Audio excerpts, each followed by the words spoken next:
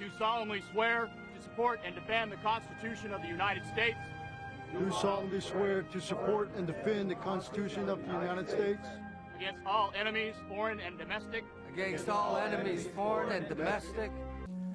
It was a military code used by U.S. Marines in the war in the Pacific. Top secret, it transmitted vital, sensitive information in combat. Had the Japanese been able to break it, the outcome at Guadalcanal, Tarawa, Honolulu, and Iwo Jima might have been far different. But the code remained one the Japanese were never able to crack. The first to use it were 29 young men, most still in their teens. They came from places like Window Rock and Coyote Canyon, many farms and burnt water, Twin Lakes and Fort Defiance. Eventually, there would be 400 of these code talkers, each one an enlisted Marine. Carefully guarded as they worked on developing the code, none of them were allowed by the government to talk about their mission. It didn't matter that some could barely speak English. What only mattered was that each of these Marines was fluent in Navajo. It was from their native language, an unwritten language handed down through generations of Navajo, that the code was built.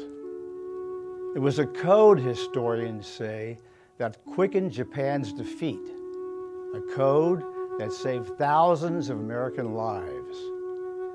Navajo code talkers is what the men who used it would one day be known as, and the unbreakable code they developed would help embattled Marines take Japanese-held islands across the Pacific.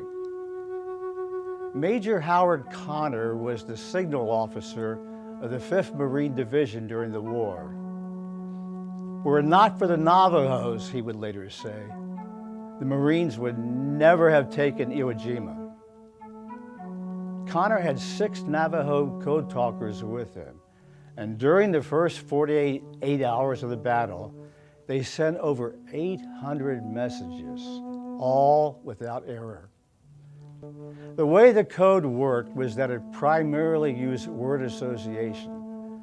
A Navajo word was assigned to specific key phrases and military tactics.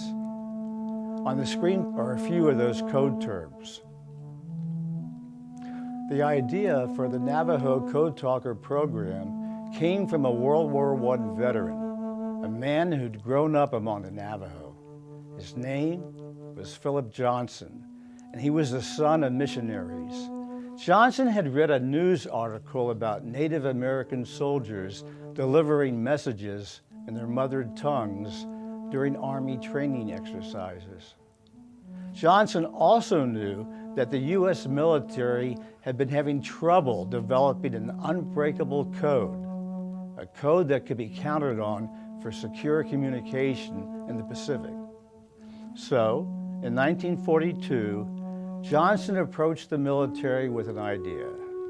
He argued that the unwritten, guttural Navajo language, a language extremely unique, made it a perfect fit for his proposed program. Johnson caught the attention of the Marine Corps. A pilot code talker program was launched.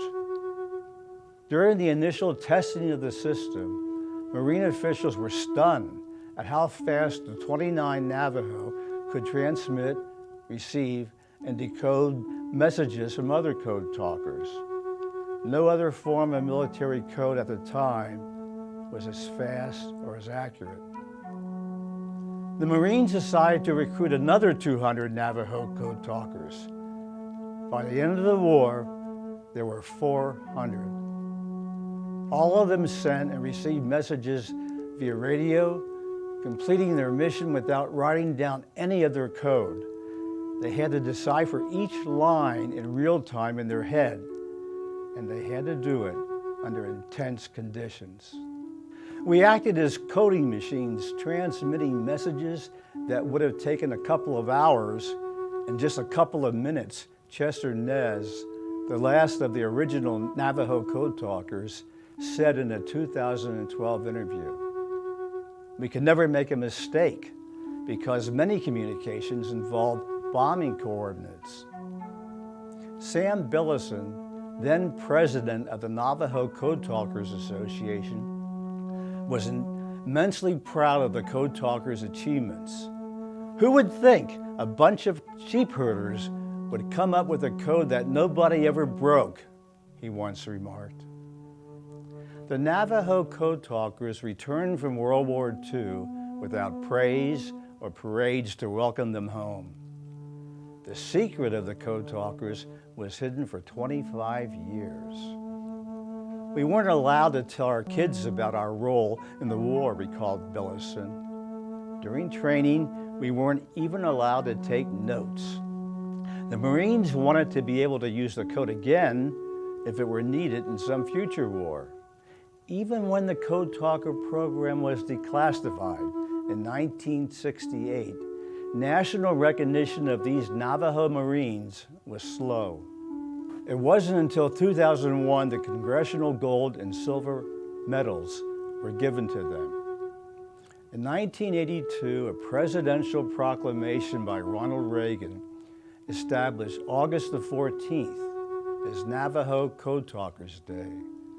The holiday honors not just the Navajo, but all the tribes associated with the war effort.